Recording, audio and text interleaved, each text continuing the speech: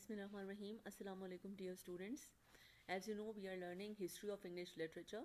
Today's lesson is lesson number 6, and we are going to discuss the major poets of Elizabethan age. The time when Queen Elizabeth ruled England is known as the Elizabethan era. This was Queen Elizabeth I. This period began with her coronation in the year 1558 and lasted for almost 44 years until her death in 1603. The Elizabethan reign witnessed many developments as far as science and technology is concerned, and that is why this era is considered as the Golden Age. The time period of Elizabethan age, as discussed before, is from 1558 to 1603. This age is named after Queen Elizabeth I. Her rule was so long and illustrious that the whole period of history and the magnificent literature it produced came to be termed after her. Students, during the Elizabethan era, comedies, tragedies, historical plays, sonnets, and essays were written. Let's discuss basic terminology. What is comedy? Comedy is a form of literature that deals with life in a humorous or satiric manner. Tragedy is a tale of exceptional suffering and that ends at the death or total destruction of the tragic hero. In this literary work, the main character is destroyed by the forces beyond his or her control.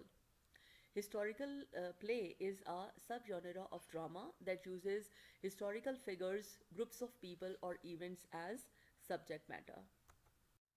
Sonnet is a poem consisting of 14 lines of iambic pentameter. Shakespearean sonnet consists of 3 quatrains and a final rhyming couplet. Essay is a piece of prose that expresses an individual's point of view.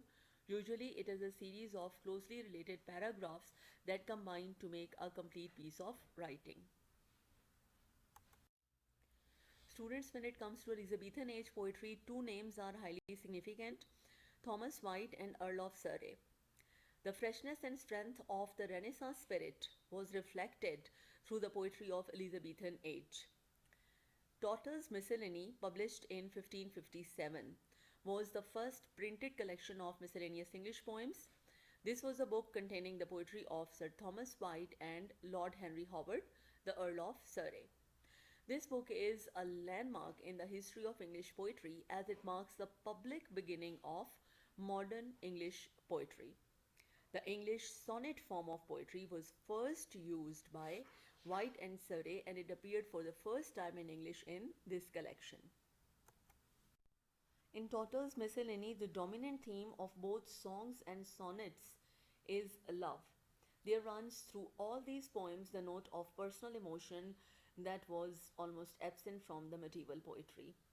Where the theme is not love, it is generally the impermanence of the worldly pleasures and possessions. Sonnet is one of the most popular verse forms that developed first in Italy in the 12th century before passing into France and then into England. This verse form demanded discipline and craftsmanship of the poet on the poet's part. It challenged the poet to mold his thought with wit and aptness to the precise shape of those 14 balanced lines. Now, what is Petrarchan sonnet? Italian poet Francisco Petrarch frequently used the sonnet pattern of two parts, the first consisting of two pairs of 4 lines, the octave, and the second of two pairs of 3 lines, the sestet. The sonnets produced by Shakespeare were different in this sense that he wrote the sonnets consisting of 3 stanzas of 4 lines each and a rhymed couplet in the end. So this style of sonnet is named after Shakespeare, and that is called Shakespearean sonnet. So there are basically two types of sonnets: Petrarchan sonnets and Shakespearean sonnets. Now the sonnets produced by White and Surrey. Henry Howard, Earl of Surrey, the poetic disciple of White, considered this sonnet form more convenient as it gives the poet more freedom. White, like Petrarch, preferred 5 rhymes to that of Shakespeare's 7, and majority of them were in this rhyme scheme: A B B A, A B B A, C D D C E E.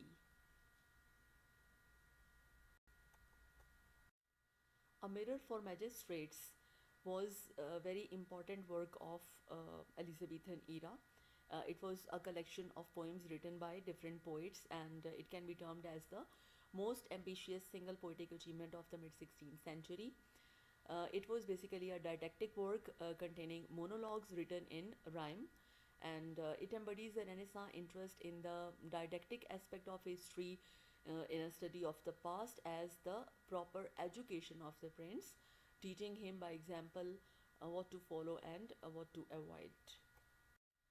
So authors had a proper aim behind writing those poems, and they took characters from English history from the time of Henry II to that of Henry VIII, and they made them speak of their fortunes.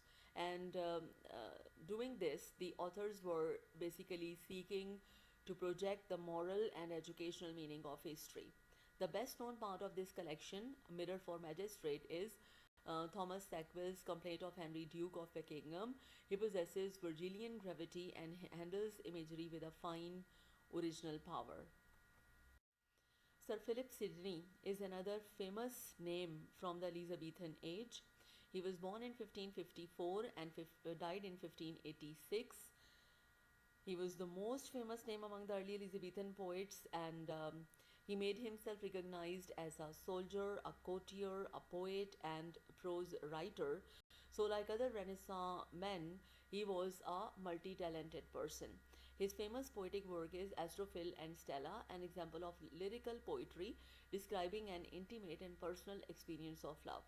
His prose works include Arcadia and an apology for poetry. Edmund Spenser was born in 1552 and died in 1599.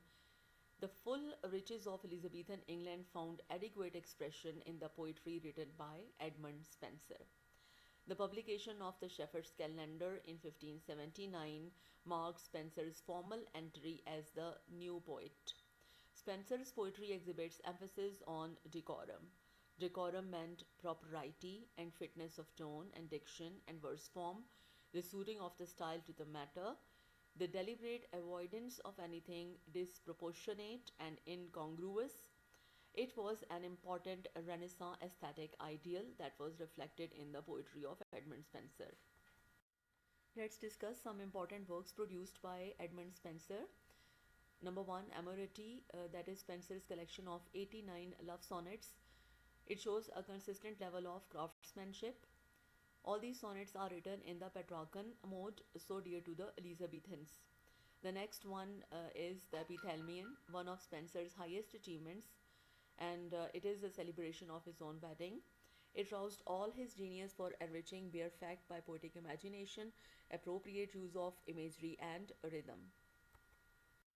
Here is an example from the best known of the sonnets showing a controlled flow of verse produced by Edmund Spenser. One day I wrote her name upon the strand, but came the waves and washed it away.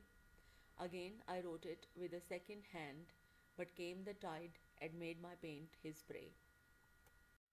The Fairy Queen, an epic poem by Spenser, is an allegorical commentary on the religious, political, and social scenes, as well as a more general poetic exploration of the nature of virtue.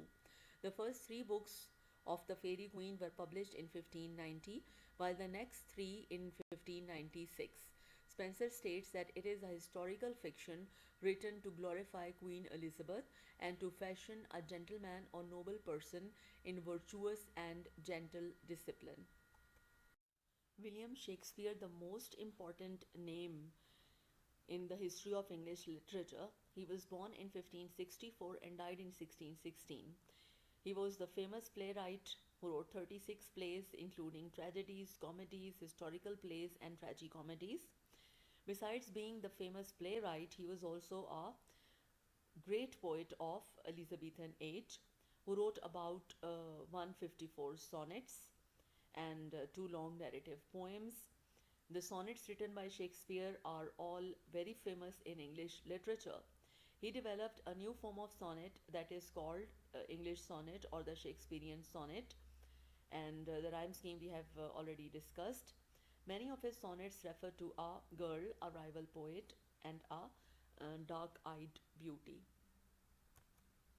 Let's discuss briefly the style of sonnet writing by Shakespeare.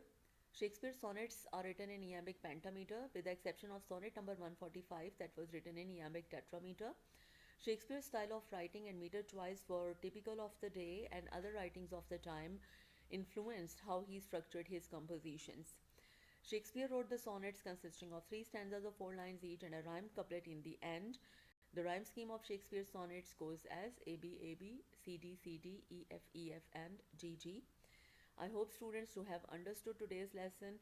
Wish you all the best. Allah Hafiz.